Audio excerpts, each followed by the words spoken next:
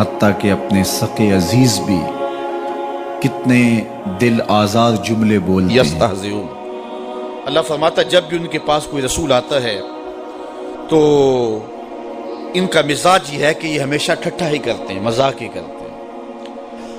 اب دین کی راہوں پہ چلنے والوں کے لیے اس آیت میں بہت کچھ ہے۔ کوئی یہ سمجھے کہ آتے ہوئے بھی پھول اور جاتے ہوئے بھی پھول، صاحب نہیں، یہ تو کانٹوں کی سیج ہے۔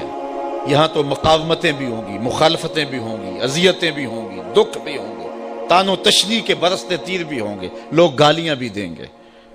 جب پیغمبروں کو بھی لوگوں نے گالیاں دی، اللہ کا کوئی پیغمبر ایسا نہیں آیا کہ جس نے آ کے پیغام حق دیا ہو اور لوگوں نے مخالفت نہ کی ہو، چونکہ جس کے مفادات پہ زد پڑے گی وہ مخالفت تو کرے گا، وہ مقاومت تو اٹھائے گا، وہ تانے تو دے گا، وہ ماحول سازی مخالفت میں تو کرے گا، وہ اپنی بدتمیزیوں کا اظہار کسی نہ کسی طریقے سے تو کرے گا۔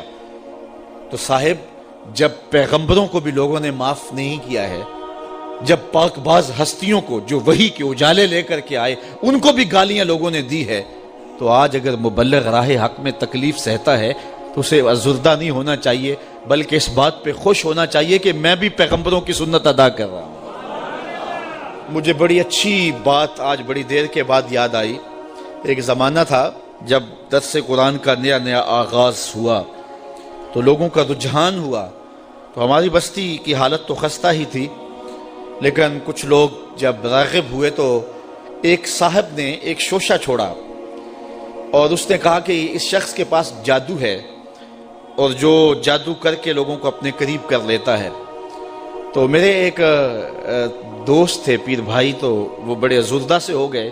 اب تو برداشت کی سکت سب میں ہے، چونکہ روز جو ہو رہا ہے ہمارے خلاف، تو اب تو عادت بنتی جا رہی ہے، لیکن اس زمانے میں بڑا مشکل تھا۔ تو اس نے کہا جی فلاں نے آپ کو جادوگر کہا ہے۔ تو میں نے کہا اچھا، حضور کی یہ سنت بھی ادا ہوگی، چونکہ حضور کو بھی جادوگر کہا گیا تھا۔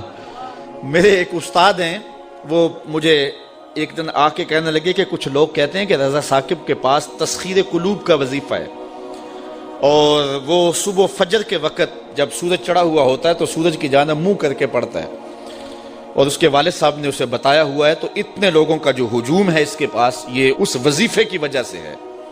تو میں نے کہا استاد جی اگر آپ اجازت دیں تو اس مرتبہ مصطفی اجتماع میں وہ وظیفہ بتا ہی نہ دوں سب کو۔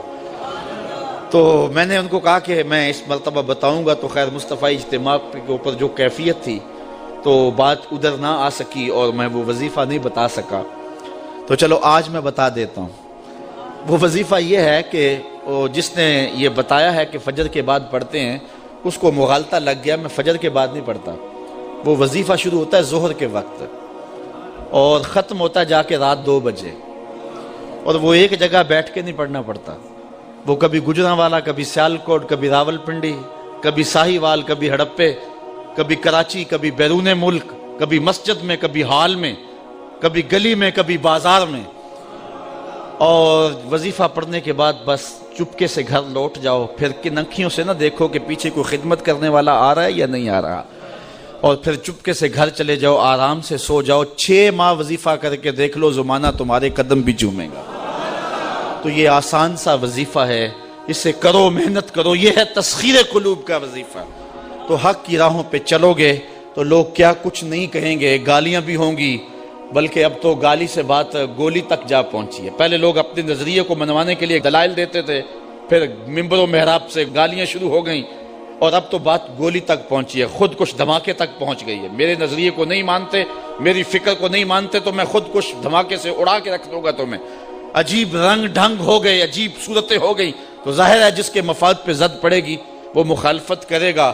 وہ کیا کسی نے کہا تھا کہ لوگ تو فنکار ہیں اس درجہ کے پل بھر میں، سنگے در کعبہ سے بھی اصنام تراشے، تم کون ہو اور کیا ہے داغ کبابی، لوگوں نے تو مریم پہ بھی الزام تراشے۔ لوگوں نے تو پیغمبروں پہ، پیغمبر زادیوں پہ، پیغمبر زادوں پہ اور پیغمبروں کے باپوں پر بھی تان و تشنیع کے تیر برسائے۔ آپ تاریخ نبیوں کی پڑھ کے دیکھ لیں تو مبلغین راہ حق میں دین کا پیغام لے کر چلنے والے، حالات کی تلخیوں اور سختیوں سے گھبرانا نہیں ہے۔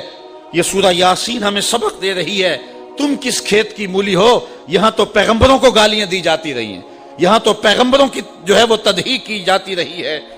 فرمایا ما یاتیہم من رسول الا کانوا بہ یستہزئون، جب بھی ان کے پاس کوئی رسول آتا ہے تو اس کا ٹھٹھا ہی کرتے ہیں، اس کو مذاق ہی کرتے ہیں، اور اس کو جو ہے وہ طعن و تشنیع کے